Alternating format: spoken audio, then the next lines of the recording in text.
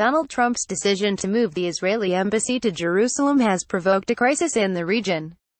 By appearing to give U.S. support for total Israeli control of a city that both Palestinians and Israelis stake a claim to, he risks ending decades of peace negotiations.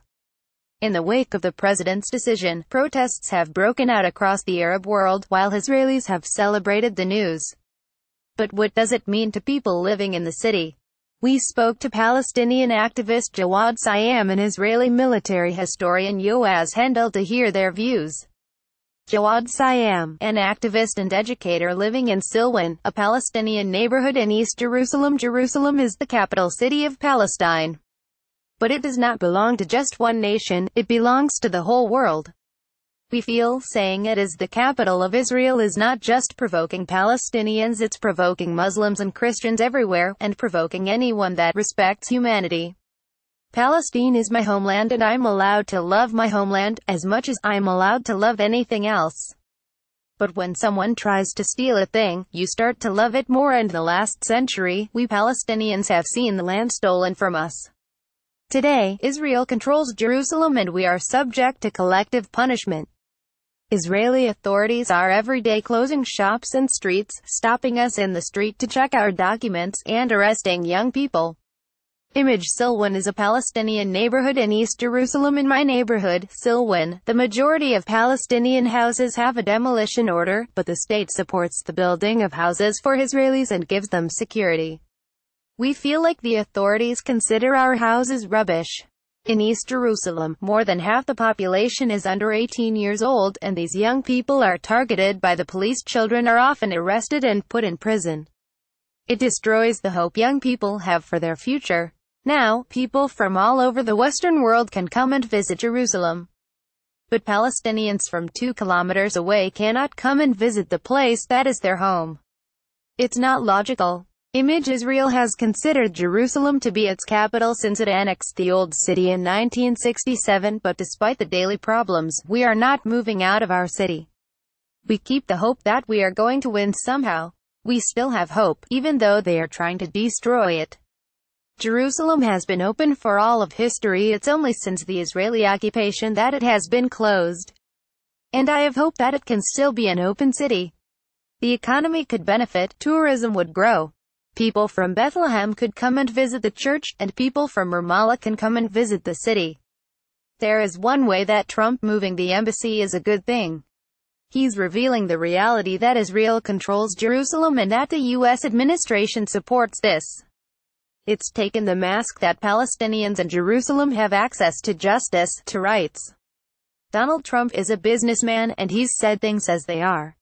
So, many of us welcome this unjust political decision. It will force the Palestinian leadership and people to withdraw from the delusion that there is an American sponsor of the peace process, and to steer them to the language of the street. They don't understand that Jerusalem and LAQUSA is a red line. This will be again a welcoming for Palestinians to lead one more intifada, an uprising. Yoaz Hendel, an Israeli military historian who serves as the chairman of the Institute for Zionist Strategies. He formerly served as director of communications for Benjamin Netanyahu. Image Yoaz Hendel says Trump's is a new and fresh attitude the Israelis are celebrating.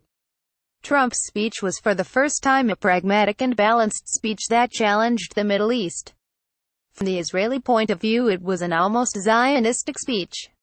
He spoke on the strengths of Israeli democracy, the only democracy in the Middle East.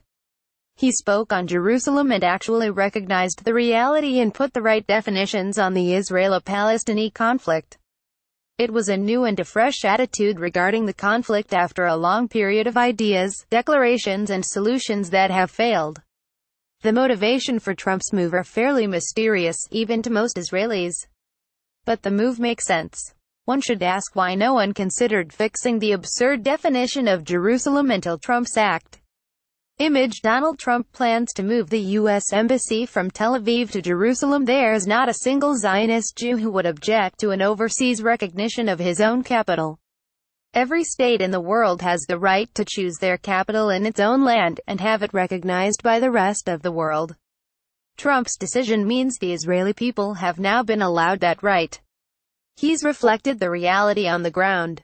But even though Trump is more supportive of Israel than any president before him, we should remember the declaration is, for now, just a declaration.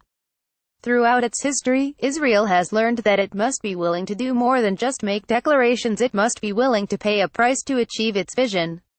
Our vision for Jerusalem is a city that is the capital of Israel, one city for Jews and Arabs, a free city for all. When we look at Trump's declaration, we should first think about the idea itself and then the price. Image metal detectors were installed at a holy site in Jerusalem by Israeli authorities earlier this year. Until now, we have been expected by the international community to put the potential price before pragmatic and reasonable policies. We have had to ignore the needs of Jerusalem's citizens and to ignore the status of Israel, in order to avoid any escalation. We have been met with an aggressive response from the Arab world, and we have been expected to contain it. The violence breaks out in the West Bank. Take Jerusalem. Earlier this year we installed metal detectors in order to protect the holy site from terrorism. But we cancelled them to avoid violence even when it was the right thing to do. The message from this is that Israel is afraid to pay the price. If we had been afraid to pay the price during the last 70 years, we probably wouldn't have had the State of Israel.